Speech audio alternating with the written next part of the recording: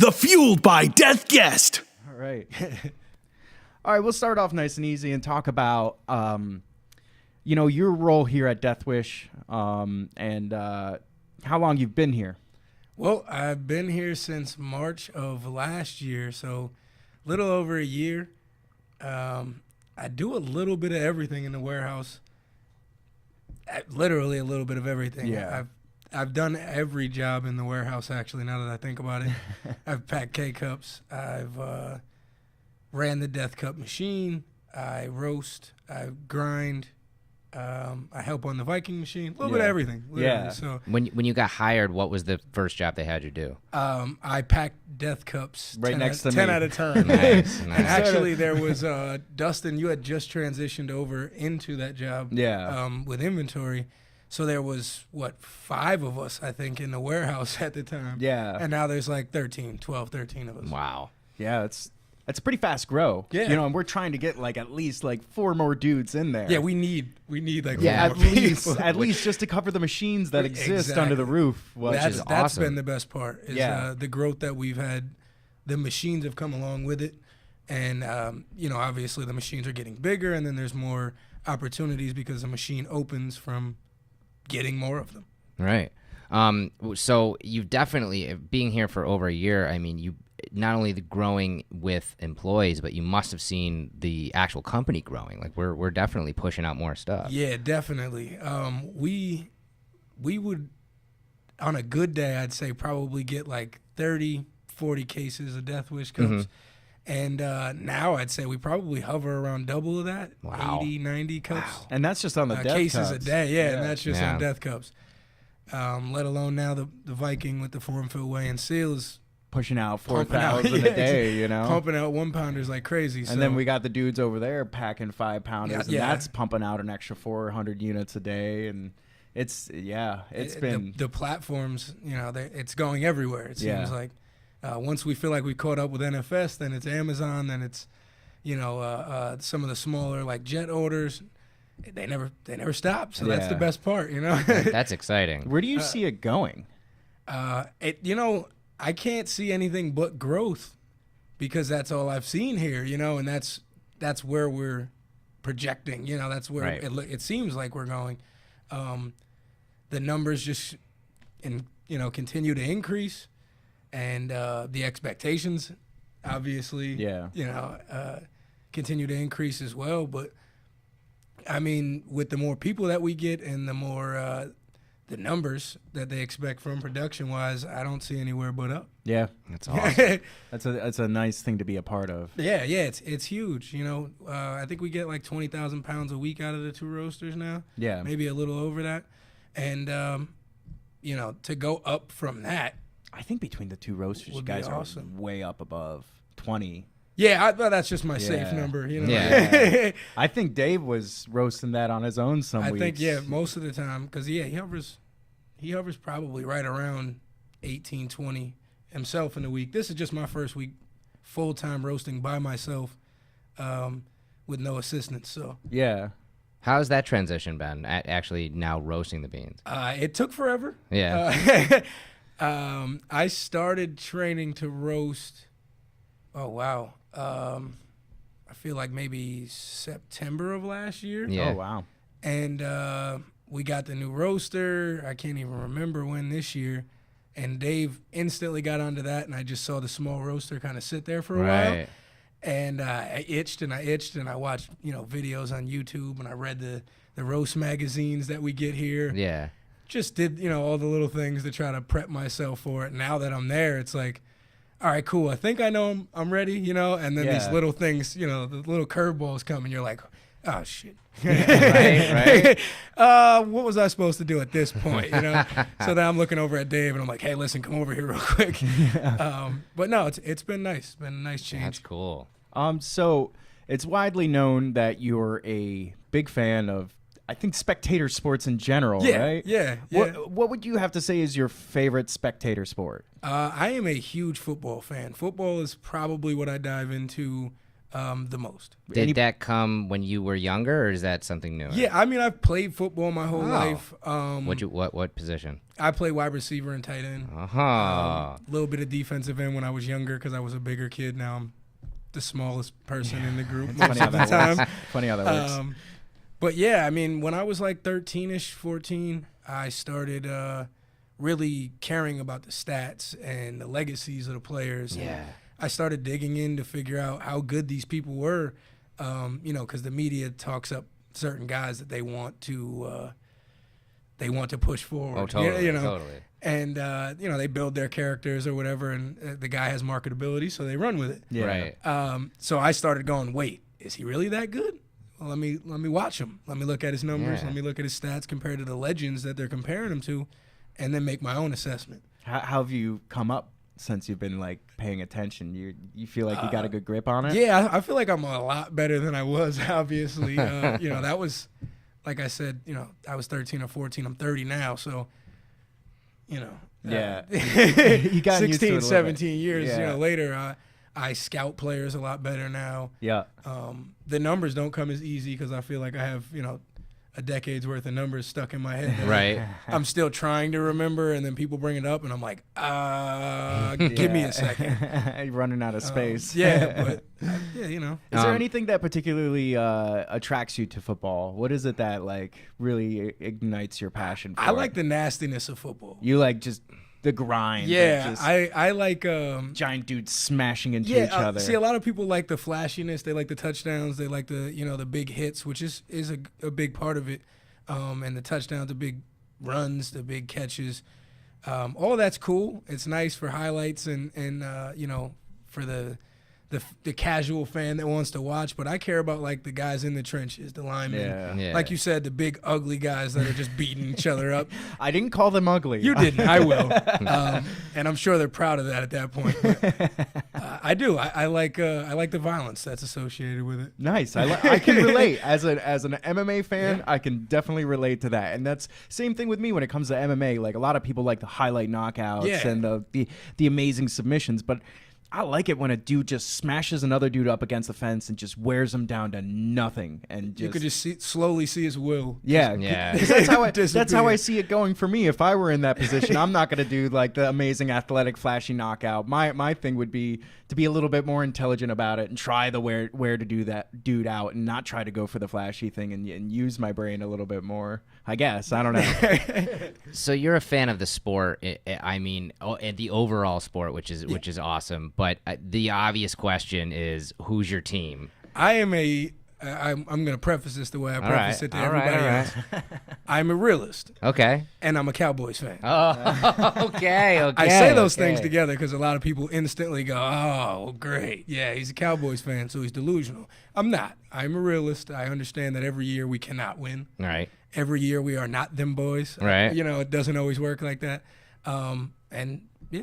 Have you been a Cowboys fan since you got into the sport? Actually, yeah. About I was 5 or 6 years old. My whole family is Giants fans. I was going to say, how does it work? How does it work out being a Cowboys fan in New York? I became the black sheep of my family. Oh man.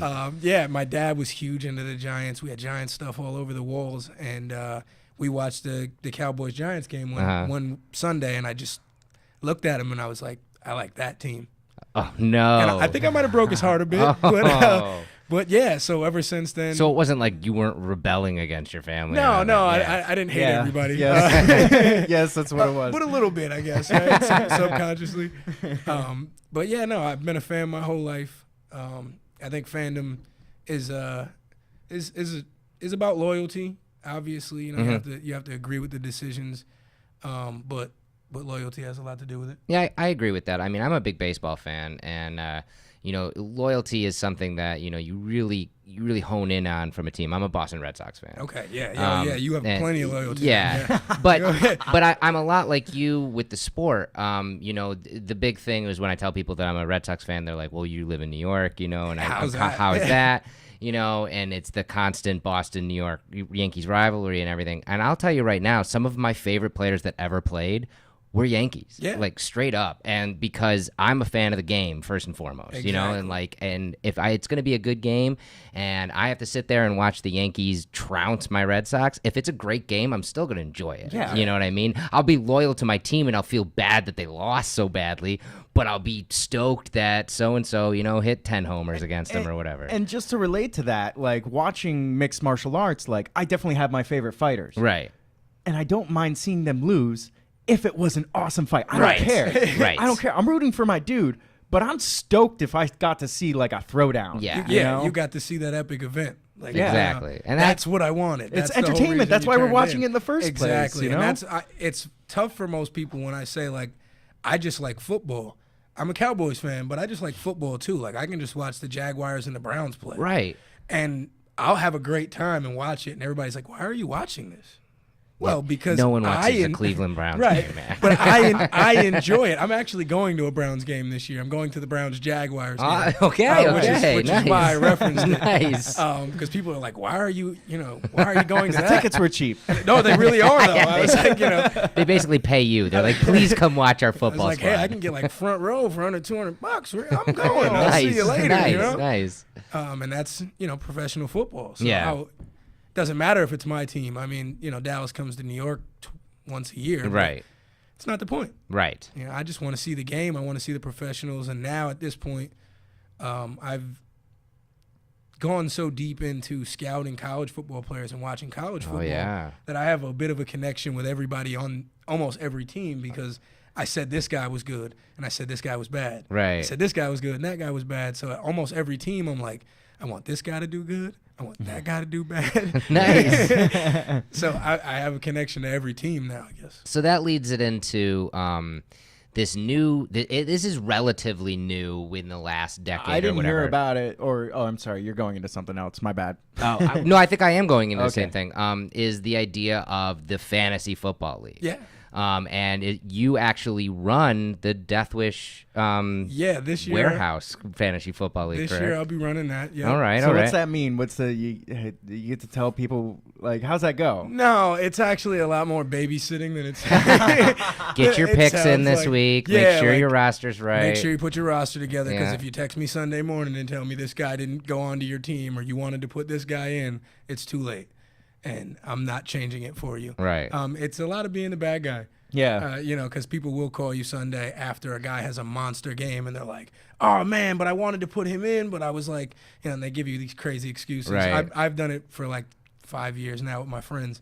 And I've had friends call me that don't have kids. Man, I was at my kid's bar mitzvah. Like, you don't even have a kid. and I know the crowd you're working with now. Yeah, exactly. I can't imagine it going particularly well. Right. So, It's got to be fun for someone like you, though, who even at a very early age, when you got into the sport, you were immediately drawn to the statistics, to really diving into how good are these players, not just having the talking head on television say, well, this guy's, Barry Sanders is amazing. It's like Exactly. actually figuring out how good these guys are.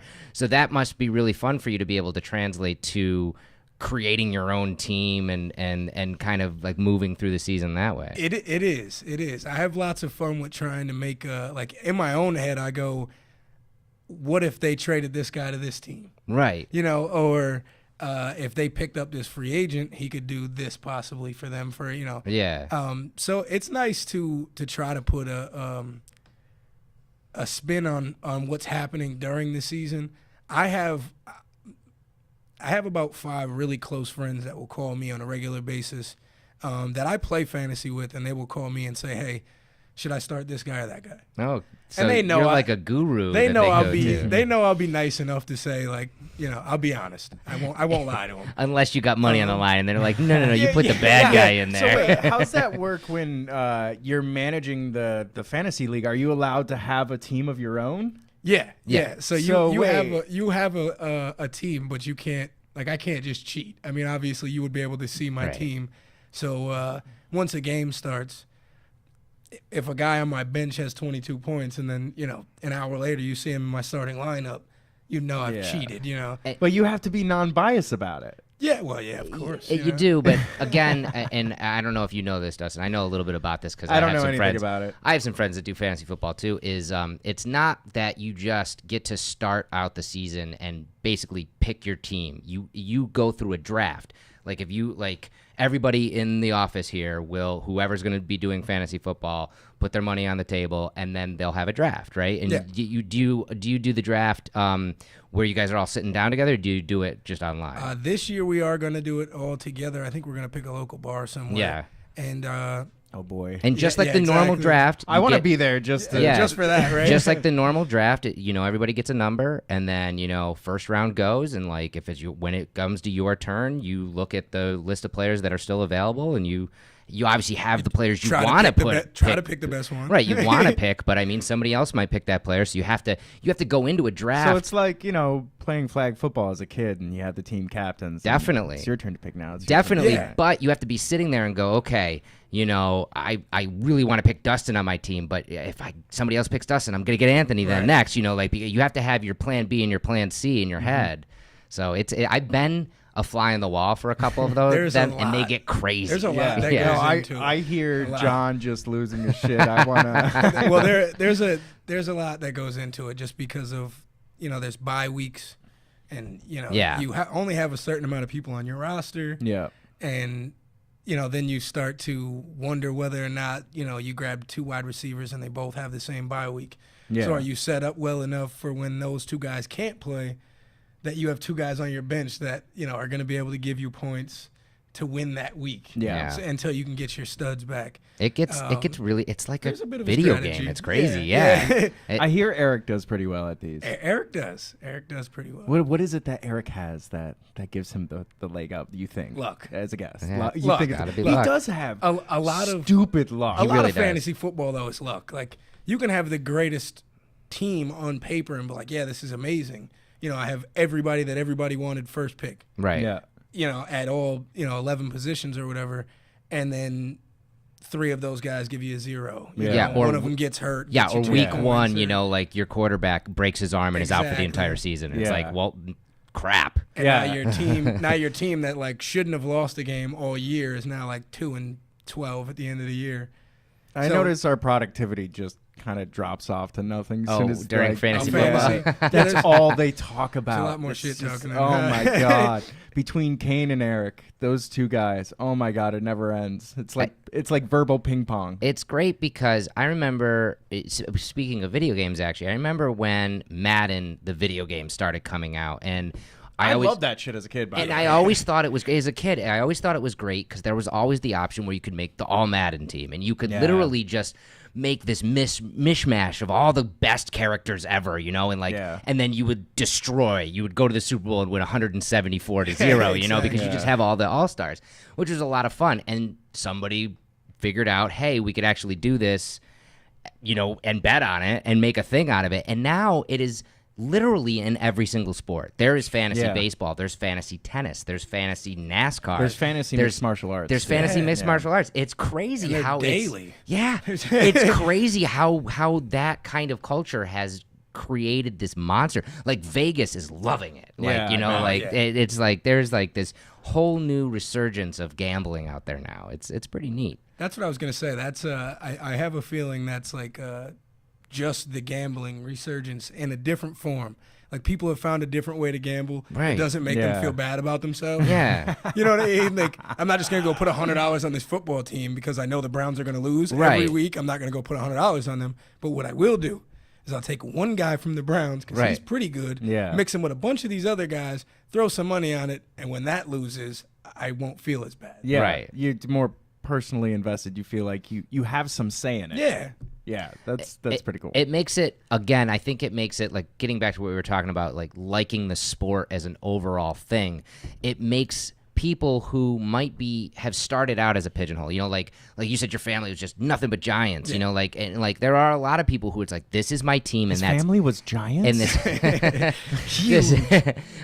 it's like, this is my team and that's it, and I don't care about anything else. But then you play something, or you get into something like fantasy, and you have to pay attention to every single game. Yeah. Especially if because your team is comprised of at least 13 players from other teams, Exactly. you know, and I mean, like, so it really brings you into the sport more, I feel, and it makes you more aware of everything that's happening and not just this, like, I am a Yankees fan or I am a, Cowboys fan or whatever, it's like you really find this love of the sport. I think it's cool for that all around on that. So speaking of love of the sport, you love the sport so much you actually have your own sports podcast, right? Yeah.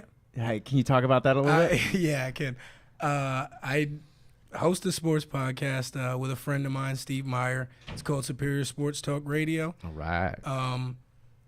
For the most part, it's really raw, uncut. We don't hold punches. Like I said, I like to tell my own opinion, on what I feel like is the truth on He's a piece of shit. on a player. No, really though, Yeah. because there's some guys that they, some of the media sites or whatever will try to force down your throat. Yeah. Yes. And whether they're good or not, they will just keep going with it, Yeah. And it's like, all right, there's a point in my head where I'm like, all right, that's my line.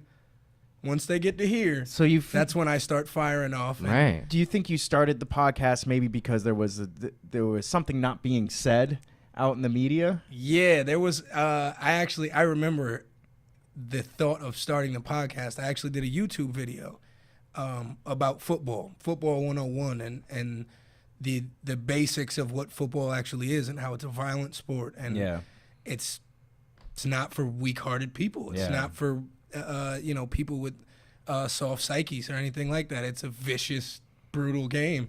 Yeah. And American. there was a point in football where they started taking certain hits out of the game. Yeah. Wide receivers couldn't get hit because they're considered defenseless receivers, and a running back couldn't use the top of his head to try to run over another player, and it just seemed like they were pussifying the game. Right. Yeah. And, I got a little bit upset with it, and I made a video, and a buddy of mine called me, and he's like, hey, listen, why don't we just talk about this all the time? Yeah. And I was like, well, we can. Let's do it. So we did it probably for like a year and a half, 2 years, and then just kind of stopped about last year. We get together every once in a while, and we'll do a show. We haven't published one since last year. But I do that show. I also do my own personal show, which is The Golden Perspective. It's just my perspective, really. Yeah. It's so I don't have to associate Steve with my views or anything Right. like that, because he likes to tiptoe sometimes. He's like, wait, man, you can't say that. You can't say that. And Yes, I'm like, you well, can. It's a podcast. You can say anything you want. well, the best part about it is I won't edit anything. Yes. Yeah. So like the moment I say it, he's like, "Come on." I'm like, "No, it's there." Yeah, It's- right. it's so There's no FCC. it's so like, hey, say what you want to say. You could defend it if you want to defend yourself at this point and back off of my comment. That's all right, but I'm not going to. So you kind of fell into podcasting. Like, are you an avid podcast listener? From time to time. Yeah. Anything that you listened to recently, or? For the most part, when fantasy football comes up, I listen to the Fantasy Football Focus ESPN podcast. I obviously listen to the Fueled by Deathcast. that's Shameless what plug. we wanted to hear. Yes. And episode over. No, I mean, I listen to Joe Rogan's podcast. Yeah, Pretty yeah, cool we do too. podcast every Yeah, once in a while. I'm stupid about the Rogan podcast. It's like sometimes I catch myself not even listening to music for like months. Because you're just listening to Well, I mean, hell, some of his podcasts take a month to listen to. It Yeah. seems like it. That's true. It seems like it. That is true. Very thought provoking. Yeah. No, Like, wait podcasting's a lot of second, Let fun. me bring that one back. What did he just say? Yeah. So a big part of why we like doing this podcast is because it's, we want it to be a positive perspective on the world and, a little bit more on the motivational side. And we don't have to get too personal about anything, but I know you enough where I know that you've overcome a lot of difficulties. And as far as that goes, what do you think when things get like really tough, what fuels you to like keep going?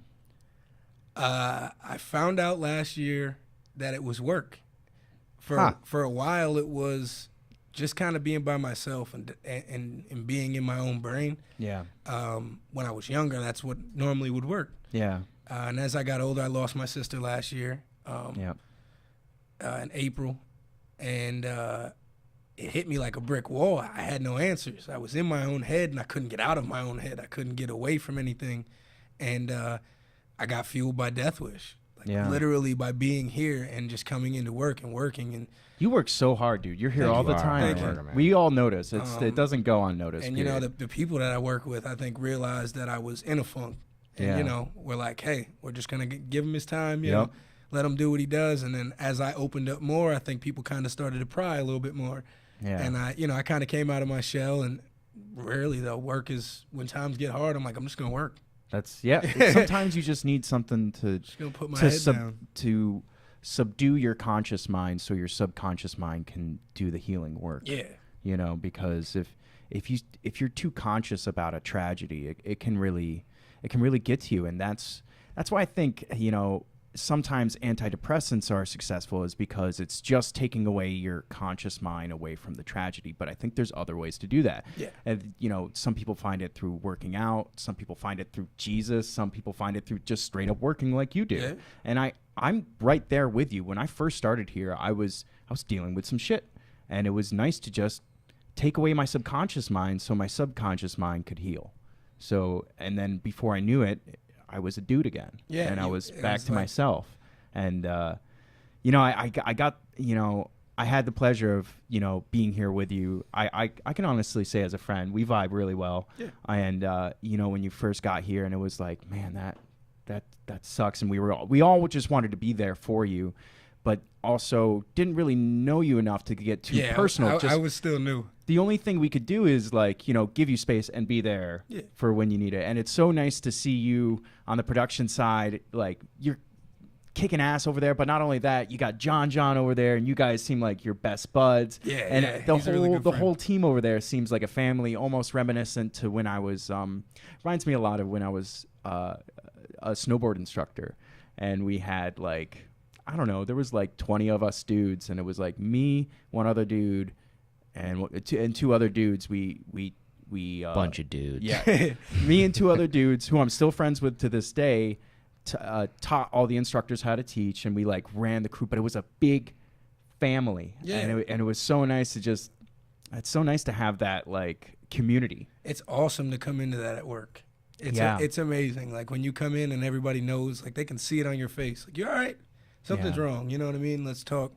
And you get different people. And it seems like we all have a good enough feel for each other. Where we know, all right, this person should go talk to him. He knows what to say at this point. And, John's so good at that shit. Yeah, too. Exactly. Yeah. And Noah's our little spark plug. Yeah, he sure is. So, you're down, and you're like, Noah, you just gotta go walk over there and say something, whatever to him. Or Noah, just shut up, man. The other side of it. Yeah, exactly. But it's community's so important, and a lot of people don't get to experience that. I think that's what always attracted me to jiu-jitsu. Is I think that is the most important thing in life, is to have that connection with people, because when you deal with tragedy, it actually ends up becoming a good thing, because what you end up doing is just growing stronger in your community, because your people are there for you, and you get to know them better, and you grow with them, and you heal with them, and it becomes a really, it's the most magical thing in life, I believe. It is. Personally. It's nice to see you help somebody, you know? When you've actually been in the process, like you're saying, it's nice, I'm sure, at this point, to see me be a normal person. Yeah. Oh wow, all right, cool. He's back to himself, And that's the one thing about tragedy too. I feel like a lot of the reason why we experience it is so we can help other people go through it afterwards. Yes. And that's why I connected with John. When he first got here, he was dealing with his things, but I was like, look, man, I was right there with you, and let me tell you how it went for me, and maybe this will help you. And it feels really good to help somebody else through that, because how it felt when you went through it, and maybe somebody was or wasn't there, but either way. Yeah, and it feels good when somebody cares. Yeah. When somebody says that, you're like, yes. Yeah, because the opposite, so relieving, feeling like nobody cares and nobody's there for you, that can be the most dreadful thing in life. It's hard to be a stone all the time, Yeah. It's hard. Yeah. And that's why I believe community is so important, man. We're really lucky, and I've said this before about this company. It's a diamond in the rough. It's not only is Death Wish Coffee the world's strongest coffee, this cool lifestyle brand, but we as workers get to work in a company that is a community. Yeah. And that's very rare. I mean, the companies become cliquey, or there is a definite line in some companies between management and peons, and all that stuff. And there's none of that here. Yeah. Everybody is pretty equal and pretty much, caring about each other, and we're really lucky to have that. I've worked in a lot of kitchens in my life, and those are some of the most caustic environments in the world, and it's so refreshing to be in a place like this. Yeah, I worked a lot of jobs before I started here, a ton of jobs, a little bit of everything. Did you have any background in warehouse work or coffee work before you actually took this job? I did not. Which is the normal answer. We love asking the employees Not at all. because so many of us came from other backgrounds, and now we're all doing this. I was making teeth. Yeah, exactly. Did you? And the other question we always like to ask: Did you know about Death Wish Coffee before you started working here? I did. I'm good friends with Scott Swedish over at Saratoga Coffee Traders, so we played cards together at a local bar for about 7 years, and he had been talking about it for about 4 years, right? And and I was just like, oh yeah, that's awesome, you guys got a coffee company. You're making coffee in your basement, man. That's cool, great. yeah. It's like, oh, that's great, And then actually, right around the time the Super Bowl commercial was coming out, he's like, hey, listen, they're gonna need people. I was like, all right, well, yeah, let's try it out. And I came up and I met John, and rest is history. Yeah. So it's something we ask everybody who comes on the show with us that works here. Death Wish or Valhalla Java? I'm Death Wish all the way. Okay. I'm Death Wish. I like this. No bullshit. Yeah. I feel like it's always started out with I like this, but you got to understand. But no. No, I'm Death Wish all the way. All right. All the way. It blows Valhalla out the water for me personally. Yeah. Like Valhalla just doesn't have the kick that I need. Yeah. Yeah. Well, I mean, it still has a kick. It just doesn't have the kick that I'm You looking have a for. gaggle of children that you take care of on top of a double full-time job. Exactly. So you're a perfect candidate for Death Wish Coffee. Yeah. Yeah. I don't leave here at 5 most of the time. So I need that early morning coffee, and then the noon coffee, and then the 4 o'clock coffee to get me to 6:30, 7 o'clock. Yeah. The more you talk about it, the more I need coffee. Exactly. Right now. Were you a big coffee drinker before you started working here? No, I actually never drank coffee before I started working here. Okay. That's awesome. The first cup of coffee I had here, I was like, all right, I might be able to do this. Right. And I didn't have one probably for another day and a half, and then I was so thirsty the one day. It was hot. We were in a small warehouse. The roaster was right behind us as we were packing, and it felt like it was 140 degrees. And in my head, I was like, if I drink this hot coffee, I'll cool down. Right. Well, of course. That's the idea with Yeah. Indian food is because it's spicy. It made perfect sense to me. And then I did it, and I was like, oh, that worked for 5 seconds. and then it made it now I'm horrible. hot again. And sweating more because of all the caffeine. Yeah, but now you said you're drinking multiple cups a day. Yeah, now I drink about 3 cups a day Yeah. just while I'm here. Did you ever get to a point where it's that's too many cups a day, I have to pull back? Yeah, it was at 6 at one point. That's what Jeff has before lunch. I just kept going back up to the Keurig machine. Yeah, it's so easy. Oh, yeah, here, nice. And grab another cup. Yeah. And I find myself driving home, feeling like I'm bouncing the whole way, in my seat. So I was like, all right, I have to stop. At some point, I'm going to have to go to sleep. And I wouldn't crash until 12:30, 1 a.m. Yeah.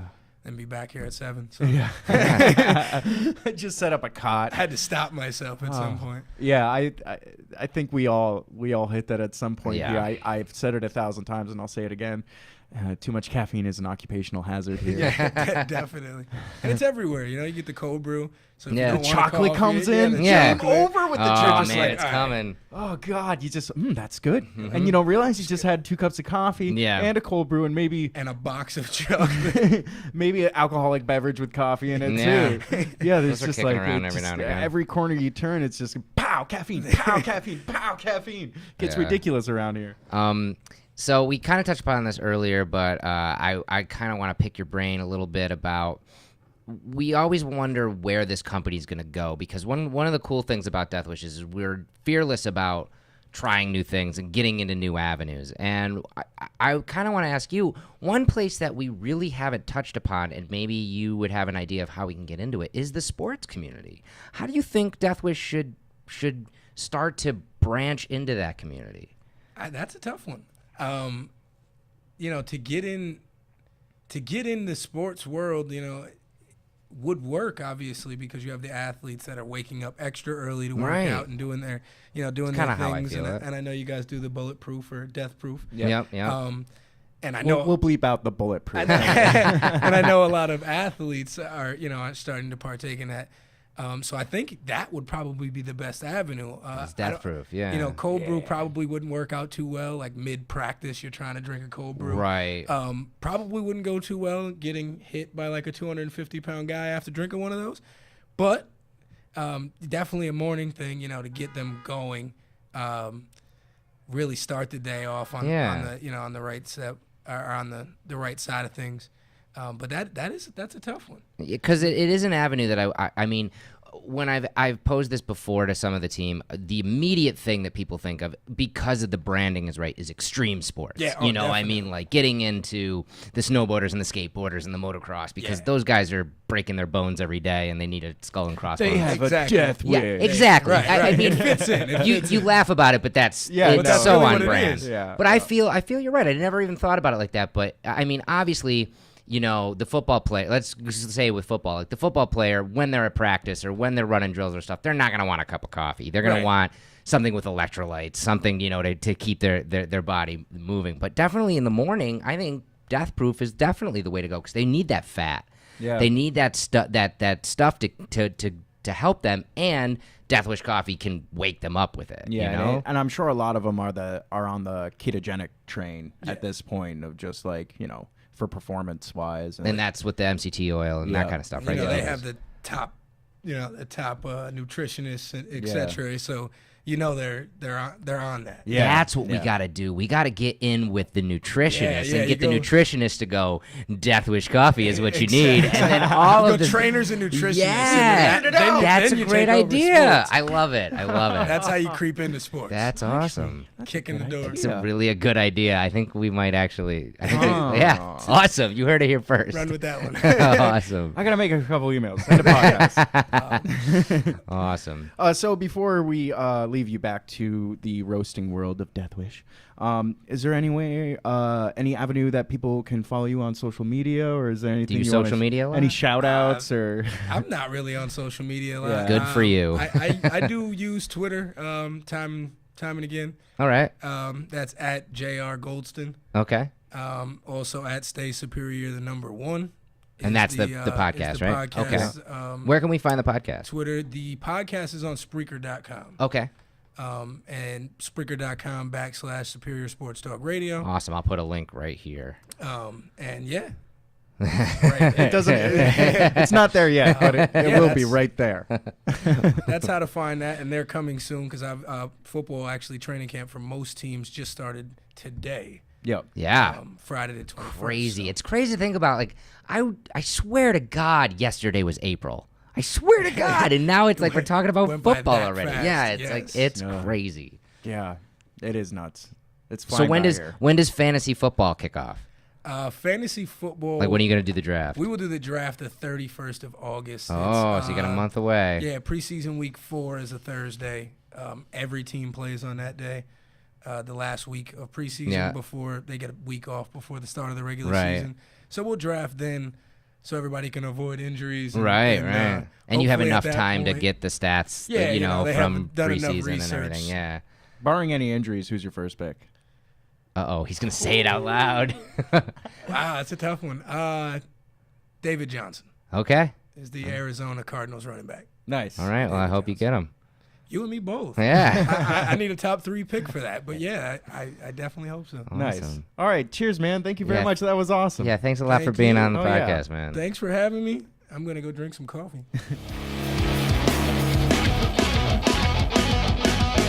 This has been Fueled by Deathcast, a Death Wish Coffee Company podcast production.